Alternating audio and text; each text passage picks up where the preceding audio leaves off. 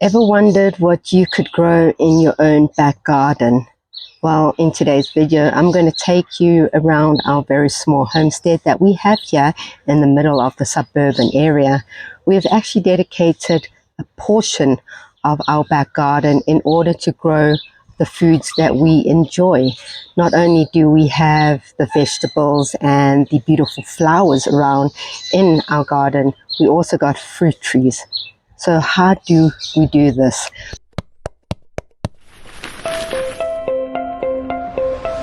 Today we are going to be showing you what you could start from your own back garden. And if you've never ever grown anything in your entire life, don't worry, I'm here to help you. I started off exactly the same way. I started off in the ground and I learned my lesson, finding out that I can't grow directly in the ground because of the situation we have here at the homestead.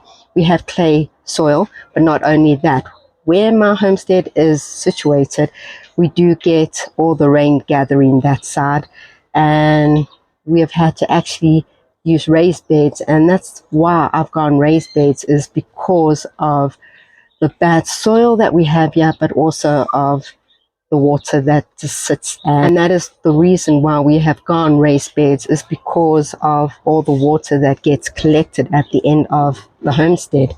I've actually lost 2 beautiful fruit trees due to root rot, and everything is now either in pots or raised beds. And also the raised beds benefit me because I'm able to throw all my waste in there during winter and let that break down, so when spring summer comes and start planting in them again. So if you've not watched why I use raised beds, go take a look at that video. It's very helpful if you've got the same situation as me. And if you've never ever gardened before, well, start like I started in the beginning, where I went to the nursery and actually bought my seedlings, and that was my first step. Then after you've gotten into it, you can go this method where you actually grow your own seedlings. So if you are wanting to go that route, go to your nursery. They got beautiful selections there, and select the varieties you want. But also, just a big hint here, go and buy crops you're going to benefit from. Don't go and buy everything everyone on social media is growing, because at the end of the day, you're wasting your time.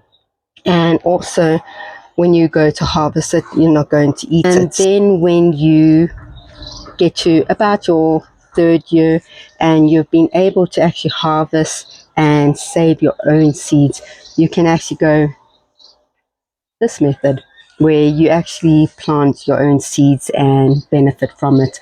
But I only do that with a selection of my plants. I do it with my chilies and I do it with my tomatoes, also my melons. These are the 3 main ones I save and plant myself. The other seeds, I go to my nursery and I go and buy some seeds from there. So let's go around the homestead and let me show you what you can grow in your garden. So if you've got a little space where you can put a hothouse, you are able to. The hothouse is going down very soon. I have it up still from winter time, but I didn't start like this. Where I actually started was in the ground right here, and this is where the water actually gathers, and this is where I actually had one of my tamarella plants. Today you can see my tamarella plant, my new one that I've just bought, is in a raised bed so that the roots are protected and it is above the ground. So I've used this small little herb box in order to save one of my tamarella plants. And if you haven't got enough space, grab some of these bags. My sister-in-law grabbed me these and gifted me these. I think she got it on Temu, but I know you get it from Takealot as well. And we've actually got some potatoes growing in these bags. So you can start in bags, in pots. And what we've got growing here is things like butternut and the loofahs. We've got watermelon, we've got cucumbers, we've got beans, So there is a whole bunch of seeds that you could grow. We've even got corn that will be going into one of our raised beds. And then you could also utilize things like hanging baskets. So we've got the strawberries in this hanging basket. It's another hanging basket my sister-in-law gifted me. And then you can also do things like hanging baskets like this, where you can put strawberries in, and you can see how beautiful these guys are looking. So you can see also it's not on the ground. You're saving space. You could just find a space in your garden to hang them up. And then on this side, we've just got some fruit trees in our raised beds. We've got a goji berry bush and a tamarella tree in these two raised beds. A whole bunch of Ikea cheers growing here. And they're really, really great because you can use the leaves to feed your animals. They absolutely love the leaves. And you can also put it in teas and that, not the leaves, but the actual flowers. And then over here, if you guys go and grab a pineapple, just use the pineapple heads to grow your own pineapple. So over here, you can see that we've got 2 pineapples. I think these are about a year old. And if I swing over here, these guys are about 3 years old. And you can see how big they are. And they actually started off that small. So doing my own pineapples, you don't need a huge garden for that. You can just stick them in some pots. I even got a pomelo that I grew from seed. So you can also get your own seeds from your fruits and grow them. And then in this bed, we've got beets. And we've got some, I think it's leek, some kale. And over there you can see that we've got celery. The celery is also a bought store. I actually bought the whole celery.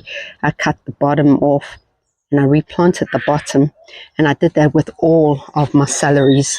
So if you look here, you can see how much I've actually harvested off this celery. And I've got celery here.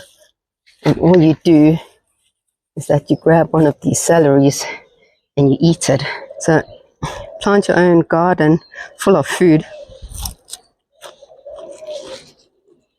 Wow. And this is so peppery. This, your own celery containers.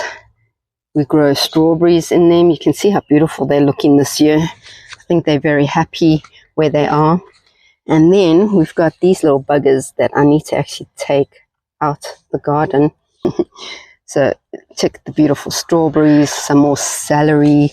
We've got mint. We've got a whole bunch of rosemary.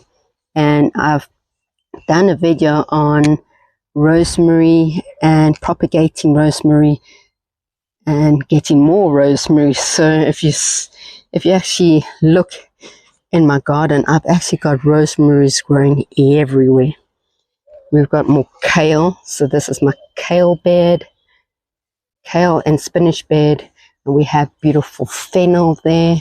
So that is this section of the garden. And if you only have that space, this is what you could do. You can actually utilize all your raised beds and plant a few different crops in them. Don't have to do it my way, but with space like that, now small little space, you're able to just put plants against the back wall there. You don't even need to use raised beds. You can just put a whole bunch of pots there. And then I thought let's utilize that space by making a bit of a corridor here for me, where I could actually put some more raised beds on that side and close it off. And you can see what a little bit of privacy it gives me in a beautiful oasis. So what else could you grow in the garden? Well, I've gone and put a arch here where I've put a climbing rose bush. You can see it's working up nicely. It will give me some beautiful flowers soon. But you don't need to use that for roses. You could use it for other creeping flowers, plants. You could use it for some beans and cucumbers. You could use it for loofahs. So that is beautiful space that you could utilize. You can see I've got one there that's open, and I'm thinking of putting my cucumbers on that one. So it will grow up the trellis and around, and probably I'll put 2 on each side, so that will be full of beautiful cucumbers. Imagine just walking through an arch of cucumbers. Quite cool. So that was our little tour of what you can grow in a small homestead. And remember, if you don't have a garden, you do have a windowsill in your kitchen. So give it a bash there. Put some herbs along your windowsill. And if you do have a little space, don't forget to use pots and hanging baskets. But then also take a look at my video about how you can actually grow on a balcony. And we'll see you in the next video.